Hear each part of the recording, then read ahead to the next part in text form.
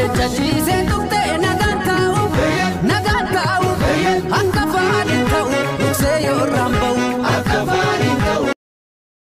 Jechuun haqiiqan jirtu tan lakki sirba kana sheer nutti hin godhini yoo uffata kana uffatte yoo uffata kana keetti immoo waan feete sheer godhii jettan ani uffatallee godhu uffatallee dhiisu waan itti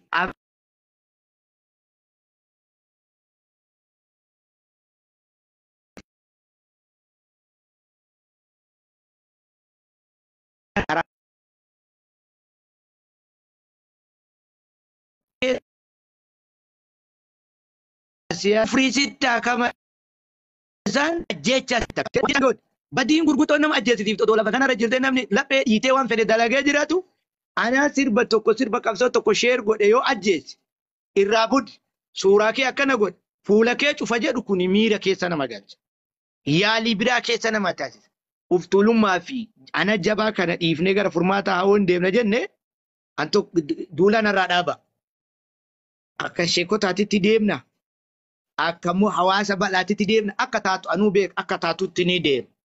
Anama tokkokkii jaadhame torbaffaa kana amma reef amma baname kana. Nasirillee eenyullee sii kana jedhame asilii aanolee waadama tokko malee warniin giba tokko malee tokkokkii as kenna ittiin dalaga. Rabbi ka waan kayrii nama dalaysiisu.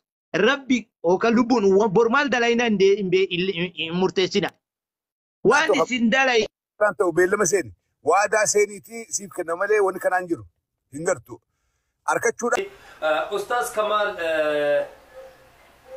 walumaa galatti geggeeffamaa jiru King Kamal irratti dhaabbachuudhaan marii hawaasni geggeessaa jiru gama tiktokiitiin jechaan akka isin biraan gahaa jirudha.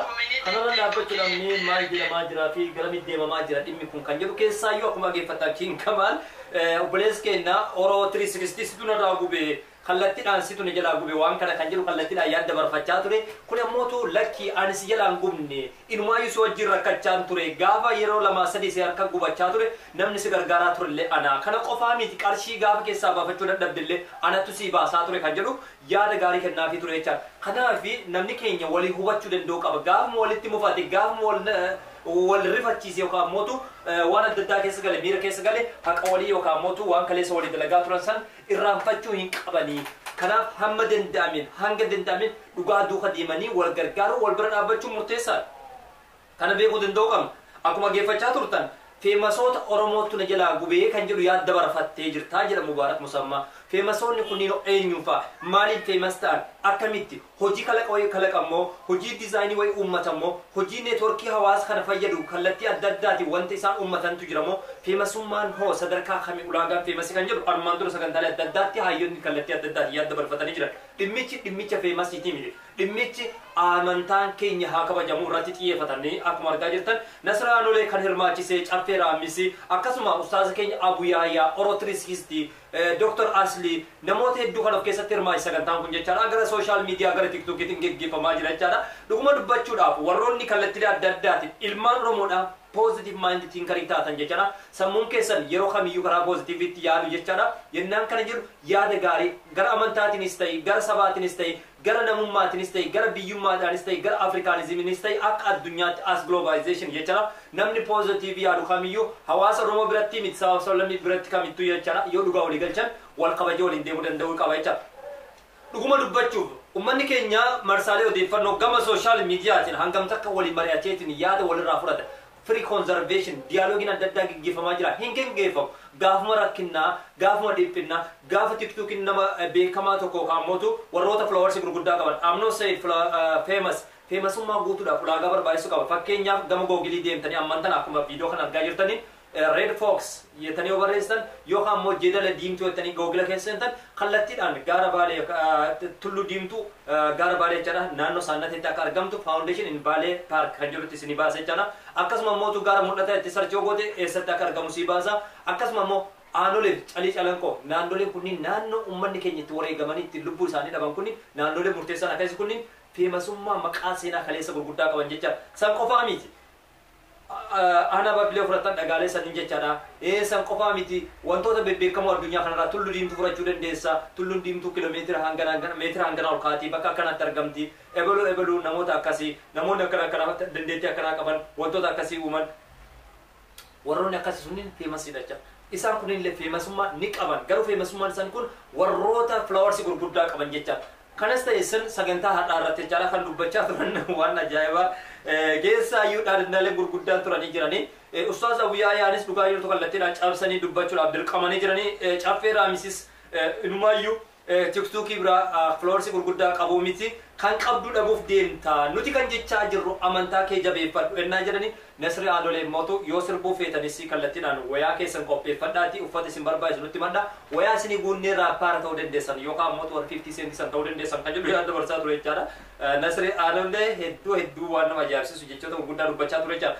eeyyangaa kan dhageeffachaa jirtan sagantaa gama sooshaal miidiyaatiin geggeeffamaa jirudha gara qophiitti isin deebisnaa qophii wajjin turtii gaarii gataa isinin jedha ani qopheessaa sagantichaa falmataa rooroti warroonni nu dhageeffachaa jirtan gara foddaa keenyaatiin warroonni maatii nu ta'e maatii nu ta'a warroonni flaawarsi ta'e flaawarsi nu ta'a isinin jennaa sagantaan keenyatti fufee jira mariidhaaf haala galfannaan booda walitti deebinaa turtii gaarii isinin jedha.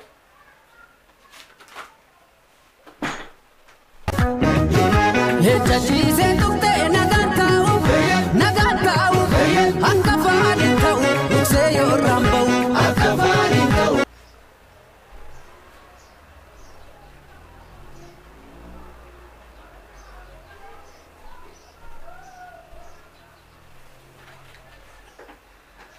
Egaa deebi'een dhufeen jira sagantaan keenya kutaan lammaffaan akkuma itti dhufee jira mariileen gurguddoon geggeeffamaa jiranii mariin kun garamitti deemaa jira kan jedhu waliin kan ilaalu ta'a sagantaa keenya irratti warroonni hirmaachaa jirtan warroonni nu dhageeffachaa jirtan hundi keessanuu galatooma kallattiidhaan mee isaan maal jechaa jiran maalirra jiran kan jedhus yaada waliin dhageeffannaa ani mootu qopheessaa sagantichaa falmataa roorooti waan nu dhageeffataniif galatoomaa isinin jira kallattiidhaan Abuyyaa Yaattiin isin deebisa.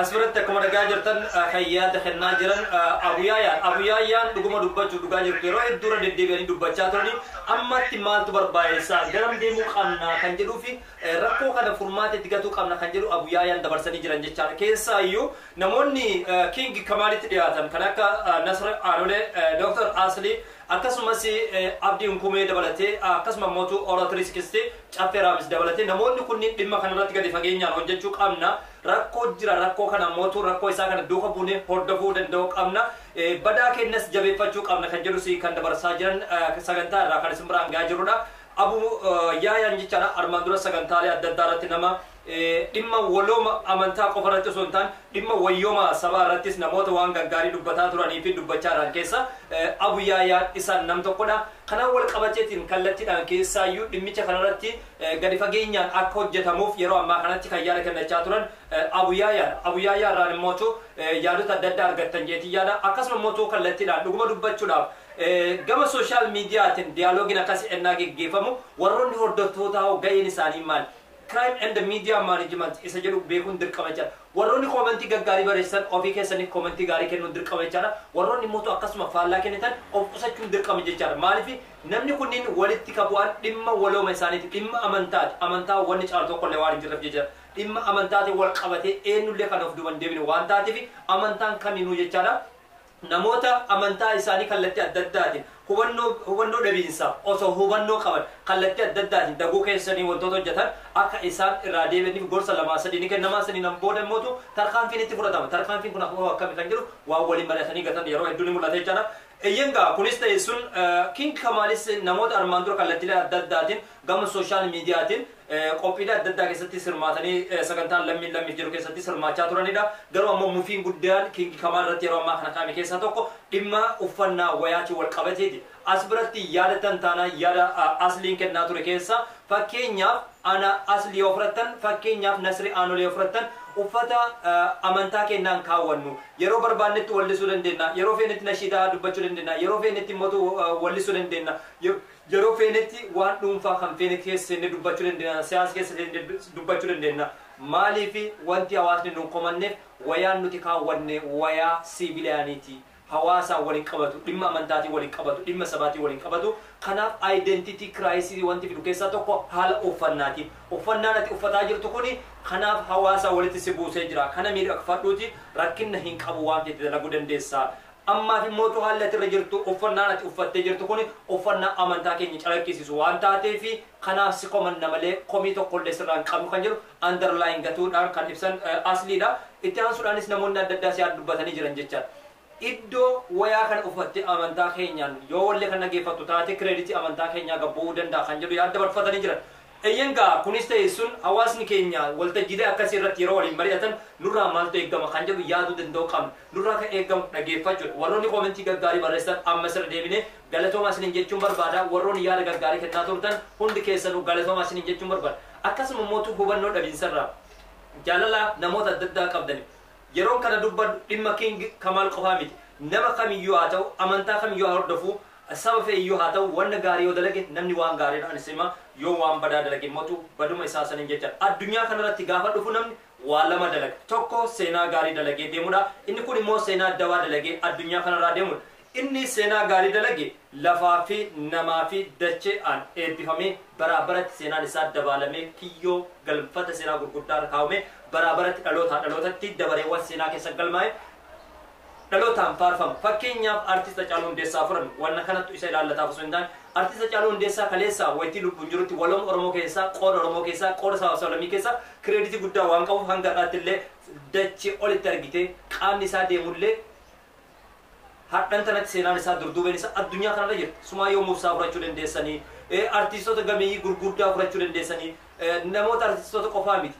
Keessaayyuu namoota qabsoo Oromoo irratti du'an kan akka poolisii Oromiyaa kan akka Musxee rabbiin isaa araaramu, namoota biroo kan akka Adam Diimaa rabbiin isaa araaramu, kan akka Haji Guyyee fudhachuu dandeenya. Namoonni waan gaarii dalagan dhaloota kanaan baraabaratti faarfamanii kiyyoo seenaa gaarii lafa kaawwatan jecha hojiin kaleessaan sabaaf dalagan, hojiin kaleessaan biyyaaf dalagan, hojiin isaan kaleessa waloomaaf dalagan hojii gaarii waan taateef dhalootatti faarfaman jecha. Eeyyangaa isaa ittaan immoo dhaloota seenaa dabaa dalage addunyaa kanarraa deemu. Dhaloonni seenaa dabaa dalage addunyaa kanarraa deemu namaanis dacheenis komatamaa addunyaa kanarraa deemu. Ergi inni deemillee seenaan isaa kan dubbatamu san waan taateef wantoota akkasiirraa rabbi nu haa eegusin jecha. Ani qopheessaa sagantichaa Falmataa Roorrooti. Waan inni nu dhageeffattaniif galatoomaa sagantaalee biroo mokutaa sadaffaan itti fufaa gara Maddoo Laabuutiin kan isin wajjin ture. An Falmataa Roorrooti. Warroonni kallattiilee adda addaatiin arjooma yaadaan nu arjoomtan hundinuu ulfaadhaa isiniin jedhu galatoomaa. Hejjachiise